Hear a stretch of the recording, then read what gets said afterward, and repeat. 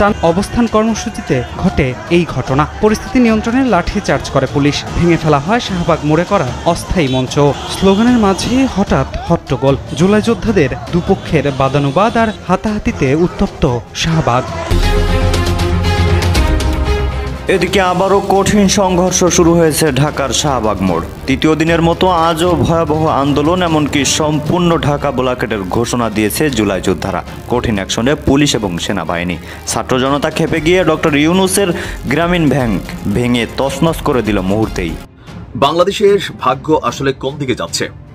রাজনৈতিক দলগুলোর বাইরে ডক্টর মোহাম্মদ ইউনূসের উপর যখন এই জাতি আস্থা রেখেছিল, এনসিপি নামক রাজনৈতিক দলটার উপরে যখন জাতি আস্থা রেখেছিল, সমন্বয়ক শব্দগুলো যখন ফেরেশতার সাথে সমতুল্য ছিল, সেই শব্দগুলো, সেই দলগুলো, সেই ব্যক্তিগুলো হাতে গোনা দুইজন ক্যারেক্টার বাদ দিলে হাসনাত আব্দুল্লাহ এবং তাসনিম জারা, বাকি যারাই আছেন হয়তো নিজে নয়তো তার সাথে চাঙ্গাপাঙ্গা, চেলা চেমুঙ্গা বিভিন্নভাবে বিতর্কিত হয়ে গেছেন।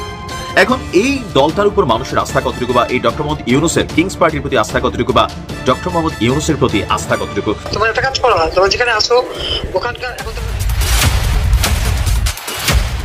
কারাগারে গণদোলাই খাচ্ছে আওয়ামী লীগ নেতারা। ইতিমধ্যে এক নেতাকে এমন গণদোলাই দিয়েছে জনতা, কারাগারে অন্যান্য যারা আছেন তারা তাকে কোন রকম রক্ষা করে বাঁচিয়ে নিয়েছেন সেখানের নিরাপত্তা রক্ষীরা। আসসালামু আলাইকুম রহমতুল্লাহ। সবাই কেমন আছেন? আশা করি সবাই অনেক অনেক ভালো এবং সুস্থ আছেন। সবাইকে স্বাগতম জানাচ্ছি আমাদের আরেক নতুন ভিডিওতে। প্রতিদিনের মতো আমি আপনাদের কাছে রিয়াদ ফারুকি আবারও চলে আসলাম নতুন একটা ভিডিও নিয়ে। দর্শক, আজকের ভিডিও টাইটেল এবং থাম্বনেল দেখে ইতিমধ্যে বুঝতে পেরেছেন আজকে কি বিষয় নিয়ে কথা বলবো। দেশে যে বর্তমানে রাজনৈতিক চলমান অস্থিরতা চলতেছে, আওয়ামী লীগ, বিএনপি, এনসিপি সহ দেশের বিভিন্ন রাজনৈতিক দলের মধ্যে যে একটা অস্থিরতা চলতেছে নির্বাচনকে কেন্দ্র করে, এবং আওয়ামী লীগ নিয়ে বিভিন্ন সময় আলোচনা সমালোচনা যেন লেগে থাকে। কিছু ঘটলে আওয়ামী লীগের নাম দিয়ে দেওয়া হচ্ছে, সেটা আওয়ামী লীগের দূষর। বিভিন্নভাবে যখন রাজনৈতিক অস্থিরতা চলতেছে, তারই ধারাবাহিকতায় আজকের ভিডিওটা আমরা আপনাদের মাঝে তুলে ধরার চেষ্টা করেছি। ইতিমধ্যে আপনারা সবাই ভিডিওর শুরুতে বেশ কিছু অংশ বিশেষ দেখেছেন, যে অংশ বিশেষগুলো দেখে বুঝতে পেরেছেন আজকের ভিডিওটা কতটা গুরুত্বপূর্ণ হতে চলেছে। আজকের ভিডিওটা আমরা খুবই সুন্দরভাবে সাজিয়েছি দেশে যে বর্তমান চলমান পরিস্থিতি চলতেছে তারই ধারাবাহিকতায়। আজকের ভিডিওটা অনেক অনেক গুরুত্বপূর্ণ, তাই সবাইকে আমি অনুরোধ করবো এক মুহূর্তে না টেনে সবাই ভিডিওটি ধৈর্য সহকারে দেখে আপনার মূল্যবান মতামত কমেন্টে জানাবেন। দর্শক, আর বেশি কথা না বাড়িয়ে আমরা ভিডিওর বাকি অংশগুলো একটু ধারাবাহিকভাবে একটু দেখে আসবো। তার আগে আমাদের ছোট্ট একটি অনুরোধ জানিয়ে রাখতে চাই, যারা ফারুকি অনলাইন ইউটিউব চ্যানেলটিতে এখনো নতুন আছেন, প্লিজ দয়া করে আমাদের চ্যানেল সাবস্ক্রাইব করে সাথে থাকবেন। যারা তেমন সাবস্ক্রাইব করছেন তাদেরকে অসংখ্য ধন্যবাদ। দর্শক, আর বেশি কথা না বাড়িয়ে ধারাবাহিকভাবে ভিডিওর বাকি অংশগুলো আমরা একটু দেখে আসবো। স্লোগানের মাঝে হঠাৎ হট্টগোল। জুলাই যোদ্ধাদের দুপক্ষের বাদানুবাদ আর হাতাহাতিতে উত্তপ্ত শাহবাগ। টানা দ্বিতীয় দিনের মতো রাজধানীর শাহবাগে জুলাই যোদ্ধাদের অবস্থান কর্মসূচিতে ঘটে এই ঘটনা। পরিস্থিতি নিয়ন্ত্রণে লাঠি চার্জ করে পুলিশ। ভেঙে ফেলা হয় শাহবাগ মোড়ে করা অস্থায়ী মঞ্চ। প্রায় 32 ঘন্টা অবস্থান কর্মসূচি করা আন্দোলনকারীরা দাবি করেন ষড়যন্ত্র করে তাদের উপর হামলা করা হয়েছে।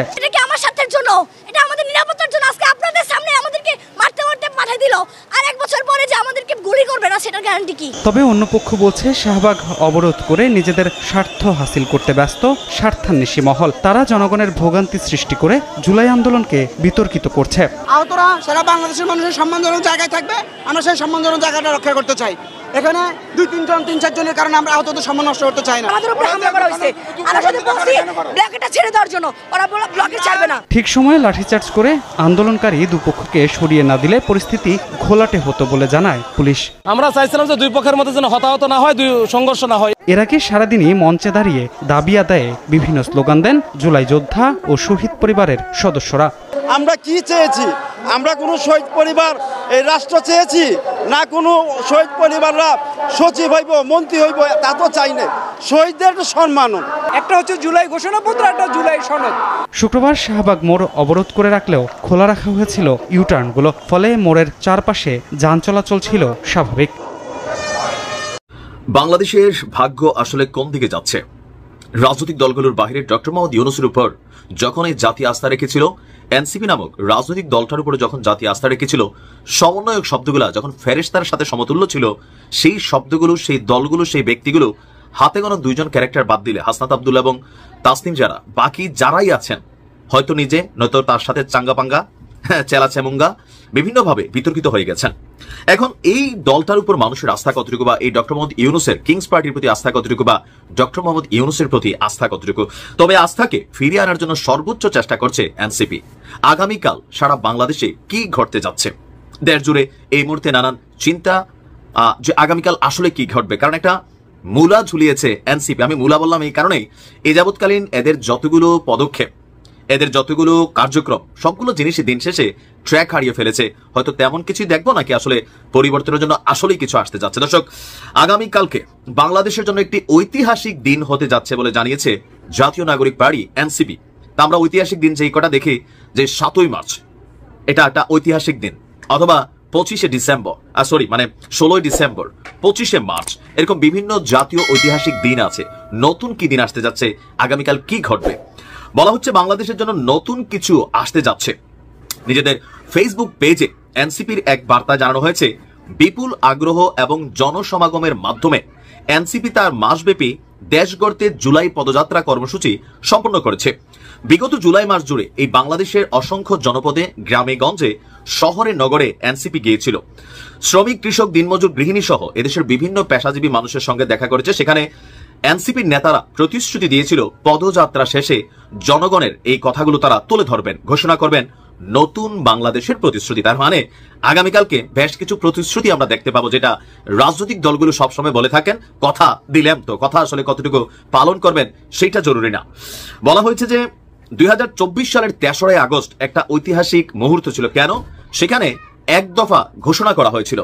তো আগামীকালকে 3রা আগস্ট, তো সেই ঐতিহাসিক ক্ষণকে আপনার নতুন নির্দেশনা আবারও একটা আনতে যাচ্ছে এনসিপি। সেখানে তুলে ধরবেন এদেশের মানুষের চাওয়া পাওয়া, আগামীর বাংলাদেশ বিনির্মাণে এনসিপির প্রতিশ্রুতি, এবং ঘোষণা করবেন জুলাই ঘোষণাপত্র এবং শরৎ বাস্তবায়নের দাবিতে পরবর্তী কর্মসূচি। 64 জেলা থেকে এনসিপির নেতাকর্মীরা আগামীকালকে ঢাকায় আপনার উপস্থিত থাকার জন্য আহ্বান জানানো হয়েছে। উপজেলার সমন্বয় কমিটিকে নিজ নিজ অঞ্চল তত্ত্বাবধায়কের সঙ্গে সমন্বয় করে এই ঐতিহাসিক প্রোগ্রামটিকে সফলভাবে বাস্তবায়ন করার নির্দেশনা দিয়েছেন। এখন প্রশ্ন হচ্ছে আগামীকালকে উপস্থিতির পরিমাণ কি থাকবে? অতীতের মতন সরকারিভাবে কি তাদেরকে গাড়ি ঘোড়া সহযোগিতা করা হবে, অথবা এই মুহূর্তে সমন্বয়ক নামক অধিকাংশ চাঁদাবাজরা যেভাবে প্রকাশ্যে গোপনে বিভিন্ন জায়গা থেকে চাঁদাবাজি করছেন, এই প্রোগ্রামের জন্য আগামীকালকে বা আজকে থেকে নতুন করে আবার কি স্থানীয় ব্যবসায়ীদেরকে চাঁদা দিতে হবে? টাকা কোথায় পাবে? এই দলটার আয়ের উৎস কি? নানান প্রশ্ন তৈরি হয়েছে। একজন সমন্বয়ক একাই 2-4-20 কোটি টাকার মালিক হয়ে গেছে, জায়গায় জায়গায় বাড়িঘর পাওয়া যাচ্ছে। প্রতিদিনই বাংলাদেশের বিভিন্ন জায়গায় তথাকথিত কিছু সমন্বয়করা চাঁদাবাজি করে যে পরিমাণ বাংলাদেশকে অস্থির করছে, সেখান থেকে এনসিপির এই আহ্বান আদৌ কি কাজে দিবে? একটা ঐতিহাসিক দিন আসলে হতে যাচ্ছে। জামাতের সাথে এই মুহূর্তে একটা দূরত্ব আছে, বিএনপির সাথে তো আছেই, আর আওয়ামী লীগ তো বসে আছে উৎপাতার জন্য। এই সকল কিছু চ্যালেঞ্জকে মাথায় রেখে আগামীকালকে এনসিপি কি পরিমাণ নেতা কর্মী সমবেত করতে পারে, যাতে সারা বাংলাদেশ থেকে তারা ডাক দিয়েছেন, হয়তো নতুন আর একটা যাত্রা তৈরি হবে। তবে এই যাত্রায় ডক্টর মোহাম্মদ ইউনূস সরকারের যে প্রশাসন, তারা কতটুকু সহযোগিতা করবেন তলে তলে, সেইটাও অনেকে প্রশ্ন শুরু করেছেন। তবে আমি মনে করি এটা দরকার আছে নিজেদের ওজন বোঝার জন্য। এনসিপি যে কর্মকাণ্ড চালিয়েছে, আগামীকালকে হয়তো তারা ফলটা পেতে যাবে। তবে ফলের মধ্যে যদি ব্যাকআপ ফল থাকে, তাহলে সেই ফল কিন্তু কাজে দিবে না। কারণ দিন শেষে আপনার যারা লোক নিজস্ব, তারা দিয়া আপনি 100 জন লোক থাকা ভালো। আর যে ভাড়া কইরা টেকনিক্যালি সাপোর্ট দিয়া, টাকা পয়সা দিয়া মানুষ আইনা লোক দেখানোর যে প্রক্রিয়া বাংলাদেশে চলমান, সেটা হলে বাংলাদেশের মানুষ আশ্চর্য হবে না। দেখা যাক কি ঘটে। ভালো থাকো। তোমার একটা কাজ করো না, তোমার যেখানে আসো ওখানকার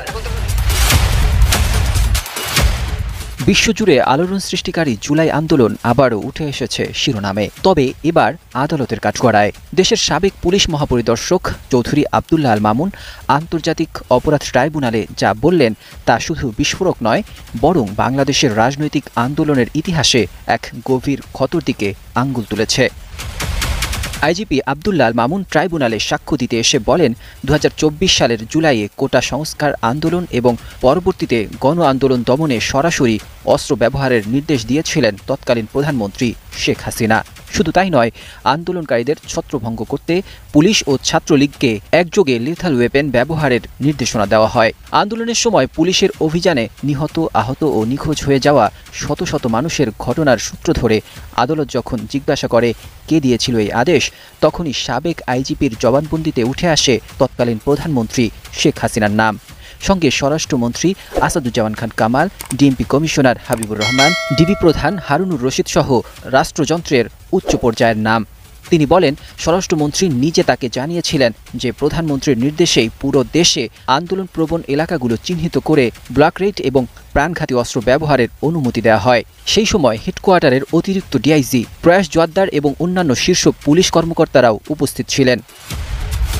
টেলিভিশন ফুটেজ, সংবাদপত্র ও অনলাইন পোর্টালের রিপোর্ট বিশ্লেষণ করে দেখা যায়, আন্দোলনের সময় র্যাব পুলিশের সঙ্গে ছাত্রলীগ কর্মীরা একযোগে হামলায় অংশ নেয়। সেই সময় সরকারের মন্ত্রিসভা এবং উপদেষ্টা মহল থেকেও বারবার এমন দমনমূলক পদক্ষেপের পক্ষে অবস্থান নেওয়া হয়। সাবেক আইজিবির জবানবন্দিতে আরও উল্লেখ করা হয়, প্রধানমন্ত্রী শেখ হাসিনাকে উস্কানি দিয়েছে তারই দলের বেশ কিছু শীর্ষ নেতা ও জোটসঙ্গীরা।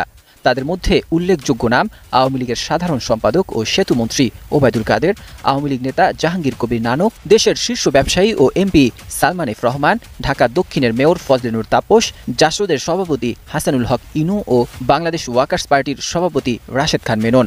তারা প্রত্যেকে আন্দোলন দমনে কঠোর ব্যবস্থা নেওয়ার পক্ষে জোরালো পরামর্শ দেন। এই সাক্ষ্য যদি সত্যি প্রমাণিত হয় তাহলে সেটি শুধু ২০২৪ সালের আন্দোলনের একটি ভয়ঙ্কর প্রতিচ্ছবি নয়, বরং রাষ্ট্রশক্তির অপব্যবহার এবং মানবাধিকার লঙ্ঘনের এক গভীর দলিল হয়ে থাকবে। আন্তর্জাতিক মহল ও মানবাধিকার সংস্থাগুলো এরই মধ্যে বিষয়টিকে গভীর নজরে রেখেছে। এখন দেখার বিষয়, সাবেক আইজিপির এই সাক্ষ্য বাংলাদেশের রাজনৈতিক প্রেক্ষাপটে কতটা গুরুত্ব বহন করে বা ভবিষ্যতের রাজনীতিকে কতটা প্রভাবিত করতে পারে। কারণ এর মুখোমুখি দাঁড়িয়ে রয়েছে আজকের প্রজন্ম, আগামী দিনের ইতিহাস এবং আন্তর্জাতিক আইন। এখন সময় শুধু প্রশ্ন তুলবার, উত্তর খুঁজবার আর নীরবতা ভাঙার। Text report, ২১ television.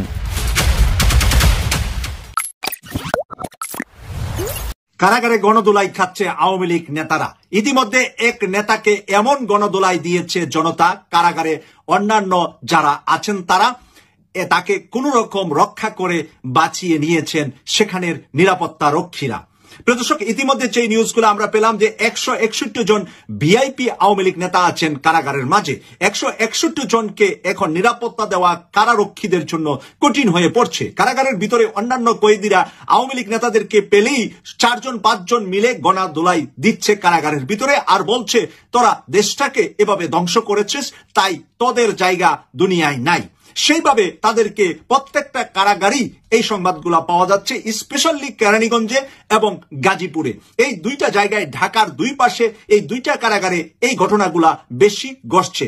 ইতিমধ্যে ১৬১ জন ভিআইপির মধ্যে ৫৯ জনের অবস্থা এত বেশি নাজুক যে তাদেরকে মানুষ পেলেই খেপে যা এবং মানুষ তাদের উপরে চড়াও হয়। সেই কারণে সেই ৫৯ জনকে এখন কেরানীগঞ্জে ভিআইপি একটি আলাদা সেলে নিয়ে গিয়েছে, যেখানে অন্যান্য কয়েদিরা সেই সেলে না যেতে পারে, না হাঁটতে পারে। কারণ ওরা হাঁটতে বাইর হলে, ওরা যদি রুম থেকে বের হয়, খাবার নিতে বের হয়, যা কিছুতেই ওরাদেরকে পায়, নামাজ পড়তে, হাঁটতে, বিকেলে ঘুরতে, কোথাও ওরা শান্তিতে নাই।